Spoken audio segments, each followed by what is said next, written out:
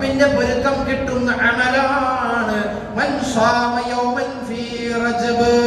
റജബ് മാസത്തിൽ ഒരു മനുഷ്യൻ നോമ്പനുഷ്ഠിച്ചു കഴിഞ്ഞാൽ റജബിന്റെ ആദ്യ രാത്രിയില് ആദ്യത്തെ ദിവസം നോമ്പനുഷ്ഠിച്ചു കഴിഞ്ഞാൽ എന്തിനെ കാംക്ഷിച്ചുകൊണ്ട്? റബ്ബിന്റെ പൊരുത്തം, റബ്ബിന്റെ ഇഷ്ടം, റബ്ബിന്റെ സ്നേഹം വജ്ഹുല്ലാഹി കാംക്ഷിച്ചുകൊണ്ട് റജബ് മാസത്തിലെ ആദ്യത്തെ ദിവസം നോമ്പനുഷ്ഠിച്ചു കഴിഞ്ഞാൽ ഇസ്തൗജബല്ലാഹു അലൈഹി റിദ്വാന, അല്ലാഹുവിന്റെ തൃപ്തി അവന് നൽകുന്നതാണ്.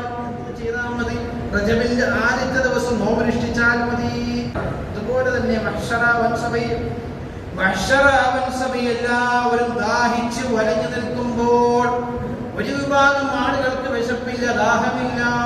ഒന്നാമത്തെ ആൾ ആരാണെന്നറിയുമോ? അമ്പിയാക്കളാണ്. അമ്പിയാക്കൾക്ക് മഹ്ശറ വൻ സഭയിൽ വിശപ്പില്ല, ദാഹമില്ല, പ്രയാസമില്ല. ഒന്നാമത്തെ ആളുകളാണ്. രണ്ടാമത്തെ ആളുകൾ അമ്പിയാക്കളുടെ കുടുംബക്കാര്. മൂന്നാമത്തെ വിഭാഗം ആരാണെന്നറിയുമോ?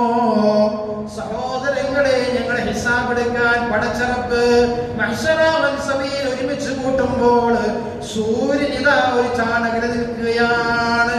ഞങ്ങൾക്ക് പേടിയാണ്, പ്രയാസമാണ്, ദുഃഖമാണ്. പലരും പ്രയാസത്തിലാണ്, വിശപ്പിലാണ്, ദാഹത്തിലാണ്. ആ സമയത്ത് നിനക്ക് വിശപ്പ് അനുഭവിക്കാൻ സാധിക്കുകയില്ല, നിനക്ക് ദാഹം അനുഭവിക്കുകയില്ല.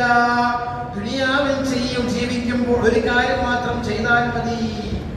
ദുനിയാവിൽ നാം ജീവിക്കുമ്പോൾ മഹ്ശറയിൽ നിൽക്കാൻ നേരത്ത് നമുക്ക് ദാഹം അനുഭവപ്പെടാതിരിക്കണം, നമുക്ക് വിശപ്പ് അനുഭവപ്പെടാതിരിക്കണം. ഒരു കാര്യം മാത്രം ചെയ്താൽ മതി. എന്ത് ചെയ്താൽ മതി?